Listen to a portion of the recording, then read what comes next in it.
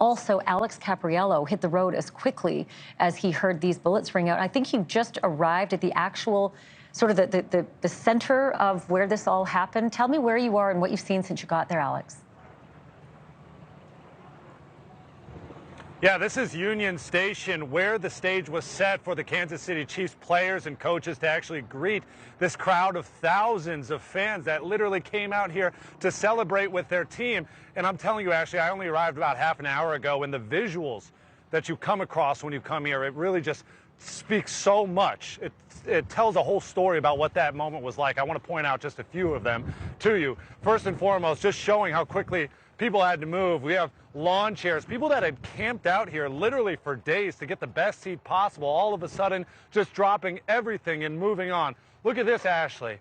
A little girl's shoe right here on the sidewalk speaks volumes about the families that were panicking to get their children out of here. We do know that several of those children are among those injured. Now that's Union Station right there in the back. This is the beautiful historic Union Station. That's the stage right in front of it where those Kansas City Chiefs players were actually celebrating and greeting and speaking to their fans.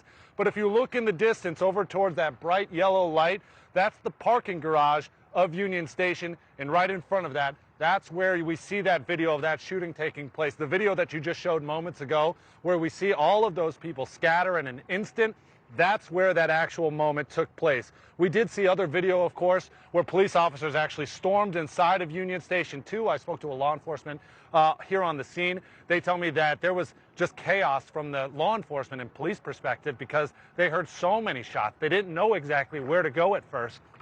Despite there being 800 police officers here on scene, they're all trying to do something, or they're all trying to locate a shooter, and it was pandemonium for everyone, especially with those families trying to get out of the way. What I can tell you about tonight, this is still a closed-off scene. There is still police presence. The people that you see back there, that's actual, stage managers. They're still breaking that down. The police are allowing the stage crews to actually get their belongings out here, but everything else is sealed off for the entire public. It's going to stay that way until at least tomorrow. I'm told that they're going to be bringing drones out and 3D scanners first thing in the morning as soon as daylight comes up, so that way they can get a full idea of the scope of where the actual crime scene was. But for now, it's completely off limits, especially to the people that came here, because we know that a lot of stuff has been left behind, but for right now, they will not be able to get it.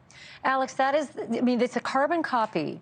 Every time there's a mass shooting like this, it is a carbon copy. The people run like hell, literally run for their lives and drop everything. And what happens is it becomes a massive crime scene. Everything has to be documented. Every shell casing has to be located and marked. It all has to be photographed. Look at the size of this crime scene. Literally every aspect of what's on your screen right now will end up being a crime scene. Are you seeing the evidence of the markings, the tent poles they put up with the numbers when they find something of significance that needs to be photographed for potentially any kind of criminal prosecution that we may have in the future? No, I will tell you that's on the other side of Union Station. We're behind a barricade where we are allowed to be, but it is completely closed off to us and to everyone else because there is likely so much evidence there that they still need to go through. There's probably blood and DNA and other, pieces of evidence that they need to actually collect. And that's a part of the reason why they're waiting until the daylight to continue to have those sort of operations, those next level technologies that they can bring out, those drones that they can deploy, the 3D scanners, which will actually sit on a tripod and do a whole 360 look so they can get the full crime scene in perspective. Super helpful, as you know, for future prosecution if it ever goes to trial. That's actual footage that they can actually show. But again, that crime scene is all the way over there. Any sort of law enforcement activity or evidence collection is out of my sight right now. But based on what I'm hearing from law enforcement, it is still very much an active scene for them to actually go ahead and investigate. We do know that federal law enforcement was here on the scene, FBI and ATF, so surely they're helping out in any way that they can. But really, it's going to be at least another day before they actually clear this out and allow people to come in and get their stuff. I recall the shooting in Las Vegas where more than 50 people were killed. The remnants of everybody's night of enjoyment stayed as a preserved crime scene for days. And I remember seeing the bags and the lawn chairs and the shoes and literally the evidence of terror as people run.